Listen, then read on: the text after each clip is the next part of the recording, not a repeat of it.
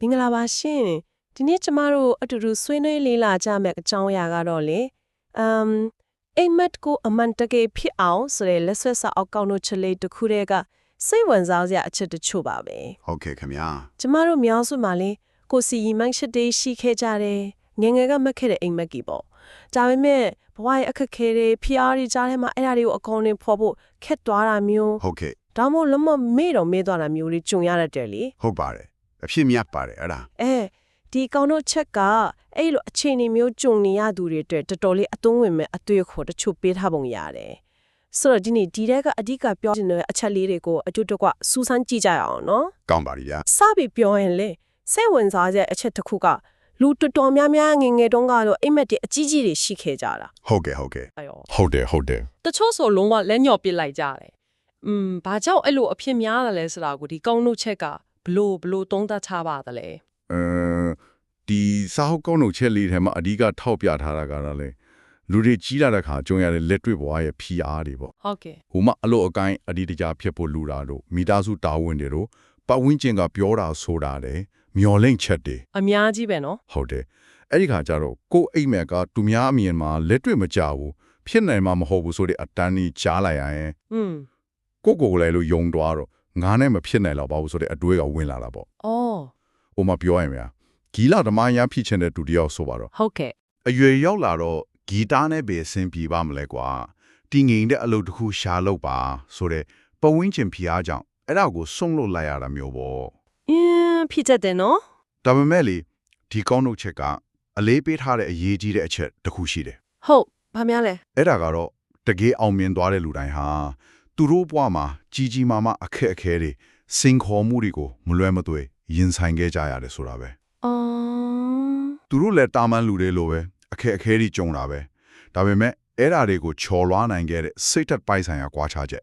အဲ့ဒါကအဓိကပဲလို့ဒီစာအုပ်ကဆိုလိုခြင်းပုံရပါတယ် ဟုတ်ကဲ့အခက်အခဲကိုကြော်လွှားနိုင်တဲ့စိတ်တက်အဲ့ဒါအဓိကပေါ့နော်ဒီအချက်ပေါ်ဆက်ပြီးကြည့်အောင်လေဒီစောက်ကောင်းတော့ချက်ကဘဝကိုပြောင်းလဲဖို့တခြားဘသူကမှအားကိုးစရာမလိုဘူးတဲ့ကို့အနာဂတ်ကိုကိုယ်တိုင်ဖန်တီးနိုင်တယ်ကိုယ်တိုင်ပဲပဲကန်ရမယ်ဆိုပြီးအလေးပေးထားတယ် ဟုတ်ကဲ့ ဒါကတော်တော်လေးအားတက်စရာကောင်းတယ်နော်ဒါပဲလက်တွေ့မှာကြတော့လေလူတွေကအခွင့်အလန်းမှမရှိတာ ပိတ်ဆန်ကအစ်စ်မပေးလို့အချိန်မပေးနိုင်လို့ဆိုတဲ့အကြောင်းပြချက်တွေနဲ့ ဟုတ်ကဲ့စင်ကြည်ရီပေါ့ ဟုတ်တယ်အဲ့လိုအကြောင်းပြချက်တွေနဲ့ကိုယ့်အိမ်မက်ကိုမဆတ်ဖြစ်ကြဘူးလေဒီလိုလက်တွေ့ကြကြအကြောင်းပြချက်တွေကိုတော့ဒီစာအုပ်ကဘလို့သုံးသက်ချက်ပေးထားလဲဟင် စာအုပ်ရဲ့အမြင်ကတော့လေအဲ့ဒီအခွင့်အလန်းမရှိဘူးငွေမရှိဘူးအချိန်မရှိဘူးဆိုတာတွေကတကယ်တမ်းတော့အပြင်လောကရဲ့အသားအစီးအစစ်အမှန်တွေဆိုတာချက် ကိုယ့်စိတ်ထဲကဟာဒီလား ဟုတ်တယ်ကိုယ်စိတ်ထဲမှာကိုယ်တိုင်ဖန်တီးထားတဲ့အတွင်းပိုင်းအသားအစီးတွေစိတ်ရှုပ်ထွေးမှုတွေဖြစ်နေတတ်တယ်လို့သူကဆိုတယ်တနည်းပြောရင်ကိုပြန်လဲစားနေတဲ့စင်ချီရီပေါ့ဗျာ အော်ဟုတ်ကဲ့ တကယ်လို့ချင်းစိတ်ရှိရင်နီလန်ကရှာလို့ရတယ်ဆိုတဲ့သဘောမျိုးပေါ့ ပြီးတော့လေ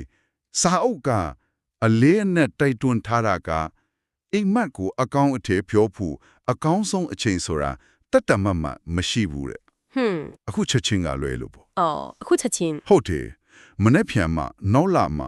အချိန်ကြီးကောင်းမှဆိုပြီးစောင့်နေတာကအချိန်ဆွဲတာပဲလို့သူကပြောတယ်ဒီနေ့ဒီအချိန်ဒီစက္ကန့်ကပဲကိုယ်အိမ်မက်အတွက်တစ်ခုခုစလို့ဖို့အကောင်းဆုံးအချိန်ပဲတဲ့ ဟုတ်ကဲ့ ဒီနေရာမှာစိတ်ဝင်စားစရာကောင်းတာကလေနေ့စဉ်နည်းနည်းချင်းလှုပ်ဆောင်ခြင်းရဲ့စွမ်းအားကိုသူကအတိမတ်ဖြူထားတယ် အော်နည်းနည်းချင်း ဟုတ်တယ်တနေ့ကိုခြေတလန်းစာလေးပဲဖြစ်ဖြစ်နိုင်ဝက်စာလေးပဲဖြစ်ဖြစ်ကိုယ်အိမ်မက်နဲ့ဆိုင်တာတစ်ခုခုလှုပ်ဖို့တိုက်တွန်းထားတယ်ကြီးကြီးမားမားချက်ချင်းပြောင်းလဲဖို့မဟုတ်ဘူးတေးသေးလေးတွေကိုမှန်မှန်လှုပ်သွားရင်အချင်းကြာလာတော့ရလက်တွေကစုပုံပြီးကြီးလာမယ်ပေါ့ ဟုတ် အဓိကတော့ချက်ကဘာမှမလုပ်ပဲထိုင်နေလာထက်ဆိုင်တေးသေးလေးဖြစ်ဖြစ်စတင်ခြင်းကအရေးကြီးဆုံးပဲလို့သူကထူးဖြူပြောထားတယ်ဗျာ ဟုတ်ပါတယ်စတင်ခြင်းကအရေးဆုံးဆိုတာတော့လက်ခံပါတယ်ဒါပေမဲ့လေအခုချက်ချင်းစလုပ်ပါဆိုတာကပြောတော့လွယ်ပေမဲ့တကယ်လိုက်လုပ်ဖို့ကြတော့တော်တော်များများအတွက်ခက်တယ်နော် ဟုတ်ကဲ့ခက်ပါတယ် အကြောင်းမျိုးမျိုးကြောင့်ပေါ့စိတ်တက်ကြနေလို့ပဲဖြစ်ဖြစ်ဘဲကစမှန်းမဒီလို့ပဲဖြစ်ဖြစ်မစနိုင်ပဲဖြစ်နေတတ်တယ်အဲ့ဒီလိုတကယ် average နေတဲ့တွေ့ရတဲ့ရောဒီကောင်းလို့ချက်ကဘလို့ပထမဆုံးခြေလမ်းမျိုးလမ်းဖို့အကြောင်းပြုထားတာရှိပါတယ်လေ ကောင်းတယ်မိခုံးပါဗျာဒီကောင်းလို့ချက်ကစတင်ခြင်းရဲ့အရေးပါပုံကိုပြောတဲ့အခါမှာလေကြီးကြီးမားမားစဟိုထက်ကိုယ်အိမ်မက်နဲ့ပတ်သက်ပြီးလုံနိုင်သမျှတဲ့ကအသေးဆုံးအလွယ်ဆုံးအရာတစ်ခုကို ချက်ချင်းလှုပ်ချလိုက်ပုံတိုက်တွန်းထားပုံရပါတယ် အော်အသေးဆုံးအလွယ်ဆုံးတစ်ခု ဟုတ်ကဲ့ဥပမာကိုယ်ပိုင်လုပ်ငန်းစတင်တယ်ဆိုပါစို့ဒီမြင့်လုပ်ငန်းအစီအစဉ်အကြီးကြီးဆွဲဖို့မလိုရဘူး อืม ကိုစိတ်ဝင်စားတဲ့လုပ်ငန်းကြောင်းအင်တာနက်မှာစောင်းမတစ်ပုဒ်အောင်ရှာဖတ်လိုက်တာမျိုးဒါမှမဟုတ်အဲ့ဒီနယ်ပယ်ကအောင်မြင်နေသူတယောက်အကြောင်းလေ့လာတာမျိုး ဟုတ်ကဲ့ အချမ်းချမ်းရနိုင်မဲ့စာအုပ်တရုပ်ရှာလိုက်တာမျိုးအဲ့လိုတင်းငယ်တဲ့လုံဆောင်မှုတစ်ခုခုကိုလုံလိုက်တာနဲ့ငါစပြီဆိုတဲ့ခန်းစားချက်ရသွားပြီရှေ့ဆက်ဖို့တွန်းအားဟစ်စီတယ်လို့ဆိုလိုချင်တာပါအဓိကကရက်နေတဲ့အခြေအနေကိုချုပ်ဖြတ်ဖို့ပါပဲ အော်တင်းငယ်တဲ့အောင်မြင်မှုလဲတွေကနေအရှိန်ယူခိုင်းတာပေါ့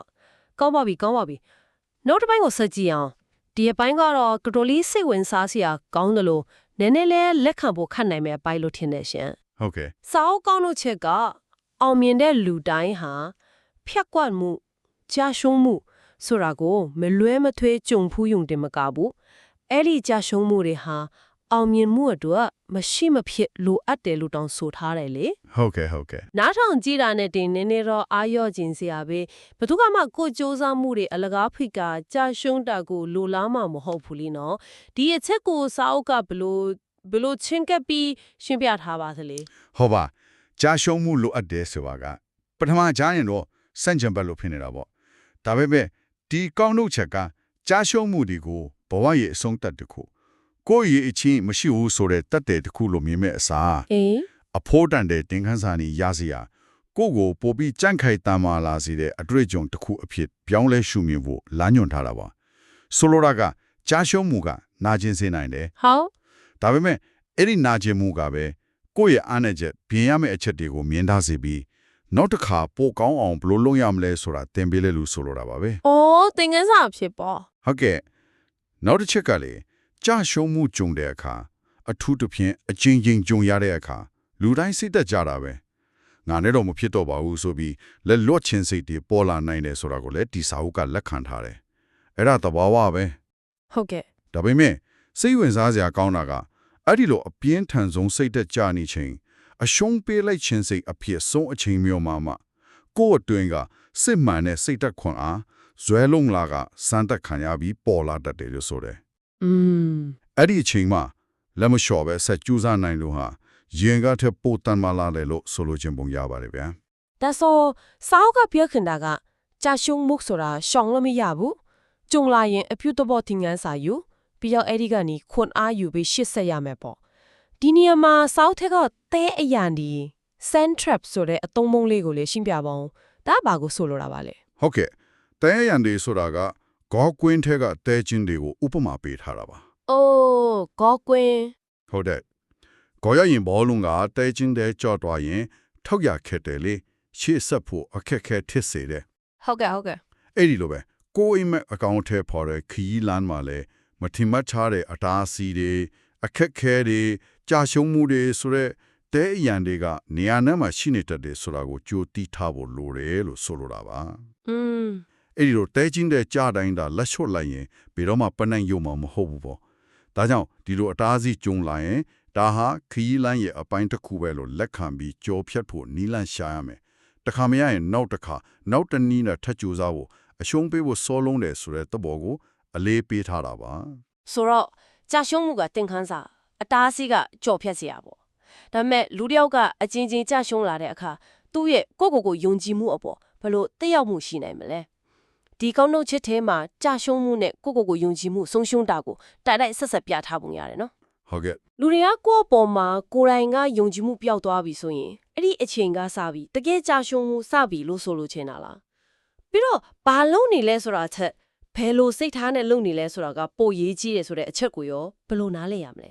ဟုတ်ပါတယ်စာအုပ်ရဲ့ဆိုအရာကိုယုံကြည်မှုဆိုတာအိမ်မက်တီကိုလက်တွေ့ဖြစ်အောင်တိဆောက်တဲ့နေရာမှာအခိုင်အမာဆုံးအခြေခံအုတ်မြစ်ပဲလို့ပြောနိုင်ပါတယ်ဗျာ အခြေခံအုတ်မြစ် ဟုတ်ကဲ့အုတ်မြစ်မခိုင်ရင်အပေါ်မှာဘလောက်ကောင်းတာဆောက်ပြိုနိုင်တယ်လို့ပဲကိုယုံကြည်မှုမရှိတော့ရင်ဘလောက်ကောင်းတဲ့အစီအစဉ်တွေအရေးအချင်းတွေရှိရာဟာမထင်နိုင်ဘူးလို့မြင်လာပြီးအရှုံးပေးဖို့တိတ်လွယ်သွားရော ဟုတ်ကဲ့ ဒါကြောင့်အပြင်ပိုင်းကကြာရှုံးမှုတွေကကိုယ့်အတွင်းစိတ်ကယုံကြည်မှုကိုလုံးဝပြိုလဲမသွားစေဖို့ရည်ကြီးတယ်လို့ဆိုလိုတာပါအမားတွေကနေတင်ယူမယ်ဒါပေမဲ့ကိုယ့်ရဲ့လုံနိုင်စွမ်းအားပေါ်အခြေခံယုံကြည်ချက်ကိုတော့ဆက်ထိန်ထားရမယ်ဆိုတဲ့သဘောပေါ့ ဟုတ်ကဲ့ နောက်ပြီးဘာလုံနေလဲဆိုတာထက်ဘယ်လိုစိတ်ထားနဲ့လုံနေလဲက ပိုရေးကြီးတယ်ဆိုတာအချက်ကလည်းဒီယုံကြည်မှုနဲ့တိုက်ရိုက်ဆက်ဆံနေတာပဲ ဘယ်လိုမျိုးလဲဟင် ကိုလုံနေတဲ့အလုပ်ကတေးသေးလေးထည့်ချင်းဖြစ်မယ်ဒါပေမဲ့ကိုအပြည့်အဝယုံကြည်မှုနဲ့အောင်မြင်ရမယ်ဆိုတဲ့စိတ်အားထက်သန်မှု passion နဲ့အကောင်းမြင်စိတ်နဲ့လုပ်တဲ့အခါအဲ့ဒီလှုပ်ဆောင်မှုရဲ့အကျိုးသက်ရောက်မှုကပိုကြီးနိုင်လေလေ ဟုတ် အလုပ်တစ်ခုတည်းကိုပဲစိတ်မပါလက်မပါနဲ့ဖြစ်မှမဟုတ်ပါဘူးဆိုတဲ့အတွေးနဲ့လှုပ်တာနဲ့ယုံကြည်ချက်အပြည့်နဲ့လှုပ်တာရလက်ကွာချနိုင်တယ်လို့ဆိုလိုတာပါပဲ ဒါမဲ့လေကိုယုံကြည်ဖို့ဆိုတာကပြောတော့တလွယ်တာပါကိုကယုံကြည်ပေမဲ့ပတ်ဝန်းကျင်ကကိုအိမ်မက်ကိုမဖြစ်နိုင်ဘူးလို့ဝိုင်းပြောနေရင် ဟုတ်ကဲ့ ကိုစူးစမ်းမှုတွေကိုလှန်ရဲနေရင်အချင်းချင်းကြရှုံးမှုရဲ့ကြောင့်ကိုတောင်တန်တရာပြောင်းလဲလာတဲ့အခါမျိုးမှာအဲ့ဒီယုံကြည်မှုကိုဘယ်လိုဆက်ထိန်ထားနိုင်မလဲဒီကောင်နှုတ်ချက်ကအဲ့လိုလက်တွေ့အခက်အခဲမျိုးကိုကြောက်ဖို့နီလန်ပေးထားတာမျိုးရရှိပါသလား ဒီကောက်နှုတ်ချက်ကအဲ့ဒီချက်ကိုအလေးထားပုံရပါတယ်ဗျာတခြားသူတွေပတ်ဝန်းကျင်ကကိုမယုံကြည်သည့်တိုင်အောင်ကိုအိမ်မက်ကိုဟာတိုင်နေသည့်တိုင်အောင်ကိုယုံကြည်နိုင်ဖို့ကအရေးကြီးဆုံးပဲလို့ဆိုထားပါလေ အရေးကြီးဆုံးပဲနော် ဟုတ်ကဲ့ဒါကိုဘယ်လိုလုပ်မလဲဆိုတဲ့တိကျတဲ့လေ့ကျင့်ခန်းမျိုးဖော်ပြထားတာတော့ဒီကောက်နှုတ်ချက်မှာမတွေ့မိဘူးဗျာဒါပေမဲ့သူပြောချင်တဲ့အဓိကအချက်ကကိုယ့်ရဲ့တန်ဖိုးကိုယ့်ရဲ့လုံနိုင်စွမ်းကိုအပြစ်လူတွေရဲ့အတိမဖြူမှုပုံမှာလုံးလအခြေမခံဖို့ပါပဲ အော် ကိုယ့်ရဲ့အတွင်းစိတ်ကလာတဲ့ယုံကြည်ချက်ကိုယ်ကြီးမှန်းချက်ပေါ်ကိုယ်တိုင်ကထားတဲ့တန်ဖိုးထားမှုကအဓိကဖြစ်ရမယ်လို့ဆိုလိုချင်တာပါဒီနည်းပြောရင် external validation ပေါ့ ဟုတ်ကဲ့ပြင်မအတိအမှတ်ပြုမှု ဟုတ်တယ်အဲ့ဒါကိုအယံမီခိုမနေပဲ internal validation ကိုယ်အတွင်းစိတ်ကလက်ထမှုကိုပိုအားကိုဖို့လိုတယ်ဆိုတဲ့သဘောတရားကိုညွှန်းဆိုနေပုံရပါတယ်ကိုဘာကြောင့်ဒီအိမ်မက်ကိုမှတ်တာလဲ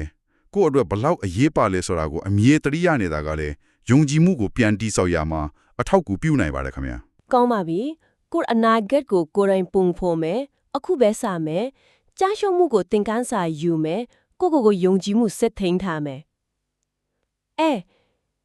်ဒီအချက်တွေအားလုံးကိုခြုံငုံပြီးကြည့်လိုက်ရင်နောက်ဆုံးမှာဘာကိုဆိုလိုချင်တာလဲစောက်ရဲ့နီကုံချုပ်မှာလေ ဟုတ်ကဲ့ အောင်မီနဲ့လူတွေဆိုတာတာမန်လူတွေနဲ့အရန်ကွာခြားတာမဟုတ်ဘူး ဟုတ်ကဲ့ သူတို့ကအထူးတလဲပိုတော်နေတာမျိုးအခွင့်အရေးပိုရနေတာမျိုးကြီးပဲမဟုတ်ဘူးလို့ဆိုထားတယ်ဒါဆိုရင်သူတို့ကိုတာမန်သူတွေနဲ့ကွဲပြားစေပြီးအောင်မြင်မှုစီတွန်းပို့ပေးတဲ့အဓိကအရေးသွေး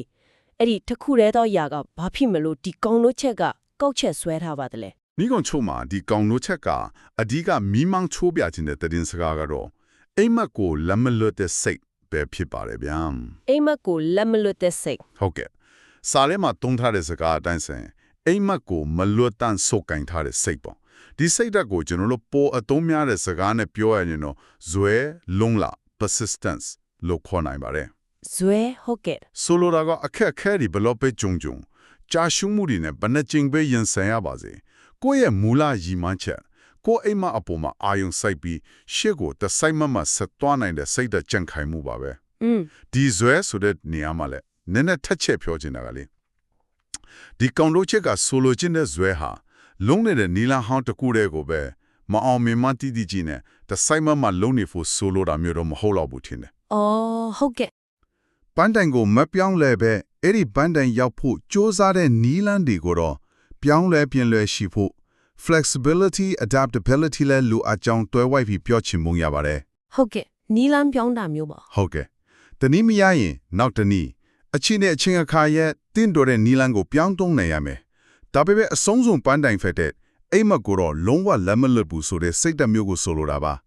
ါဒီလိုဇွဲလုံလာမျိုးရှိရင်ဘယ်လိုနောက်ခံပညာရည်ချင်းငွေချေအခြေအနေကလာပါစေဘယ်သူမှဆိုကိုယ့်ဘဝကိုကိုလိုချင်တဲ့ပုံစံတိုင်းပြောင်းလဲနိုင်စွမ်းရှိတယ်လို့ဒီကောင်းမှုချက်ကအားပေးတိုက်တွန်းထားပါတယ် ဟုတ်ကဲ့ ဒါကြောင့်နောက်ဆုံးမှာဒီနေ့ကဒီစတင်လိုက်ပါတင်းအိမ်မက်ကိုမြဲမြဲစုပ်ကင်ထားပါအောင်မြင်မှုဆိုတာတင်းထင်တာထက်ပိုပြီးနီးနေပါပြီဆိုတဲ့တိုက်တွန်းချက်နဲ့အဆုံးသတ်ထားပါတယ်ဗျာ ကောင်းလိုက်တဲ့အနည်းချုပ်ပါပဲ